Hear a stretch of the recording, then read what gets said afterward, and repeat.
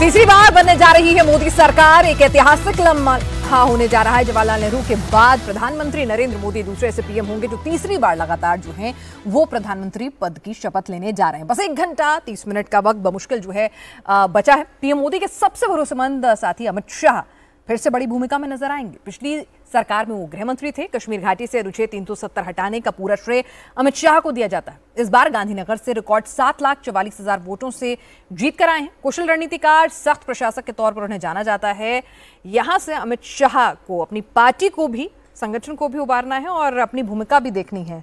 तो किस रोल में आप देखते हैं और कैसे देखते हैं, किस अंदाज में देखते हैं? देखिए, पिछले 10 साल में जैसे निर्विवाद नेता मोदी जी रहे हैं बीजेपी में एक छत्र, उसी की तरह से कमोबेश एक छत्र निर्विवाद नंबर 2 अमित शाह रहे हैं। तो मैं इस इक्वेशन में बहुत ज़्यादा फेरबदल देखता नहीं। अमित शाह जी जिस भी भूमिका में होंगे, क्योंकि वो सबसे ज़्यादा मोदी जी उन पर विश्वास रखते हैं और सबसे ज़्यादा इन द पास्ट, चाहे वो आप 2014 के इलेक्शन से ले लीजिए, यूपी को उन्होंने जिस तरह से डिलीवर किया, फिर ये आर्टिकल 370 वाला जो उनकी दूसरी शायद सबसे बड़ी उपलब्धि है, तो मतलब मोदी के रियल हनुमान। लेकिन अमित शाह का अंदाज बदलेगा? नहीं बदलेगा तो सहयोगी दल बदलवाएंगे या खुद सहयोगी दल बदलेंगे। देखिए, कुछ ना कुछ होगा। जैसे इंग्लिश में कहते हैं ना, समथिंग हैज टू ब्रेक। मतलब ये सब कुछ वैसे तो नहीं चल सकता जैसे 14 से 24 चला है। मुझे लगता है कौन कितना बदलता है ये हमें वक्त अपने आप दिखाएगा कि नहीं बदलेगा अंदाज। देखिए ना, प्रधानमंत्री नरेंद्र मोदी की वर्किंग स्टाइल बदलने वाली है ना अमित शाह की बदलने वाली। वो लंबे समय से राजनीति इसी तरह से करते रहे। अमित शाह संगठन के आदमी है, संगठन हमेशा देखते रहे, भले ही मंत्री बने रहे। जिस तरह के 2019 से लेकर 24 तक गृह मंत्री भी रहे और भारतीय जनता पार्टी का संगठन उन्होंने नड्डा जी के साथ पूरी तरीके से देखा है, वैसे ही वो भूमिका 2024 के बाद भी निकालेंगे।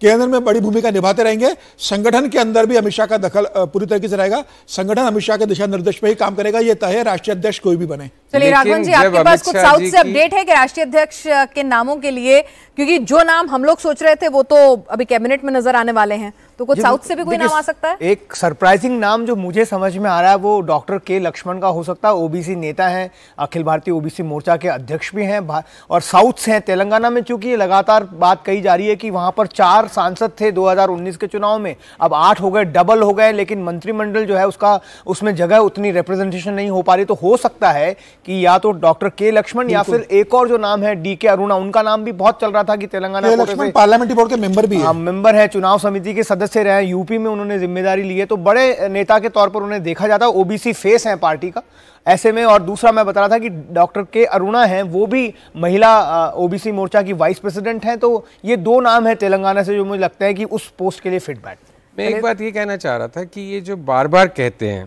जैसे हमारे साथी समीर कहते हैं या और भी बहुत लोग कहते हैं कि ना मोदी जी की स्टाइल बदलेगी, ना अमित शाह की स्टाइल बदलेगी, ना सरकार की स्टाइल बदलेगी, तो ये कैसे संभव हो सकता है? अगर आप मेजॉरिटी गवर्नमेंट से गठबंधन सरकार के नेता की तरह आए हैं तो आप क्या समय के अनुसार अपने आप को ज़रा सा भी नहीं ढालेंगे? अगर स्टाइल नहीं बदलेंगे तो मैं इसको बड़े कॉम्प्लीमेंट की तरह नहीं लेता।